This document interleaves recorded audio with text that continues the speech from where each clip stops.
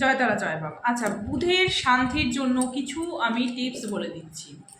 বুধ দ্বারা যারা মানসিকভাবে টেনশনে রয়েছেন বা বুধ নিচস্থ হয়ে রয়েছে, সেই ক্ষেত্রে বলবো বুদ্ধির দিক দিয়েও কিন্তু তারা হার মেনে যাচ্ছে। কোথায় কি উপস্থিত বুদ্ধি খাটাতে হবে, কোথায় কি বলতে হবে, কোথায় কি করতে হবে, সেই ক্ষেত্রে কিন্তু টেনশনে পড়ে যায়। সেক্ষেত্রে আমি বলবো হরিবংশ পুরাণ অনুসারে জাতককে মহাবিষ্ণু ও অতিবিষ্ণু যজ্ঞ বারে বারে করানো উচিত।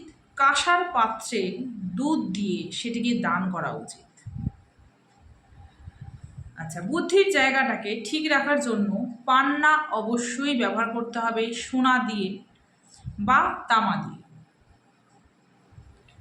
আচ্ছা, 11টি বুধবার এক মুঠো করে মুগ ডাল যদি মন্দির, কোনো অসহায় ব্যক্তি বা ভাসমান জলে দান করা যায়, সেক্ষেত্রে কিন্তু বুধের অনেক খারাপ দোষ কেটে যায়। প্রত্যেক বুধবার ব্রত হচ্ছে 5 বার, 11 বার আর 43 সপ্তাহ ধরে করতে হবে।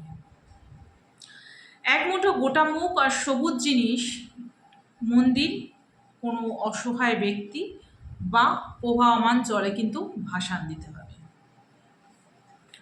মাতৃস্থানীয় জায়গায় কিন্তু সম্মান করতে হবে, মাকে ভালোবাসতে হবে, বা মাতৃস্থানীয় জনিত কেউ যদি থেকে থাকে তাকেও সম্মান করে চলার চেষ্টা করতে হবে।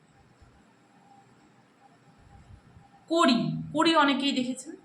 কড়ি নিয়ে মাথা থেকে পা পর্যন্ত 7টা কড়ি নেবেন। 7টা কড়ি নিয়ে মাথা থেকে পা পর্যন্ত 7 বার ঘোরাবেন। ঘোরানো হয়ে যাওয়ার পর সেটিকে জ্বালিয়ে দেবেন।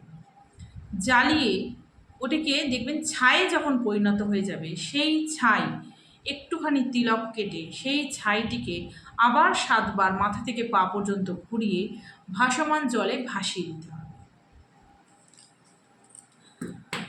চেষ্টা করবেন বুধের যে জিনিসগুলো রয়েছে আপনারা দান করার, সবুজ জাতীয় জিনিস বেশি করে দান করবেন।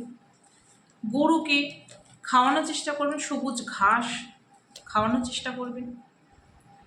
আচ্ছা, সবুজ চুড়ি বা সবুজ রঙের জামা কাপড়, শাড়ি, সালোয়ার, এগুলো গ্রিন কালারের পরলে খুব ভালো হয়। আরেকটি বলবো, বুধ যাদের খুব ডিস্টার্ব হয়ে রয়েছে, সেই ক্ষেত্রে যারা হিজড়েরা রয়েছে তাদের কাছ থেকে 1 টাকা নেওয়ার চেষ্টা করবেন। এটা নিয়ে আপনারা কিন্তু মানে তুলে রাখবেন, সেটিকে খরচা করবেন না, সেটিকে একটি অমূল্য সম্পদ বলে তুলে রাখবেন। এটি কিন্তু আপনার খুব উপকারী কাজ দেবে। প্রতিদিন শালগ্রাম শিলা যেটা হয়, অনেকের কাছে থাকে, অনেকের কাছে থাকে না। যদি কারো কাছে থেকে থাকে, তুলসী পাতা দিয়ে সেটিকে পুজো করার চেষ্টা করবেন। গোলাপ ফুলের পাপড়ি দিয়ে স্নান করার চেষ্টা করবেন। কৃষ্ণ পুজো করবেন, কৃষ্ণের পুজো করবেন, কৃষ্ণের সেবা দেবেন, হরে কৃষ্ণ নাম জপ করবেন। দেখবেন অনেক অংশে কিন্তু বুধের এই খারাপ দোষগুলো কিন্তু কেটে যাবে। এটা করুন, নিশ্চয়ই উপকার পাবেন। জয় মাতা।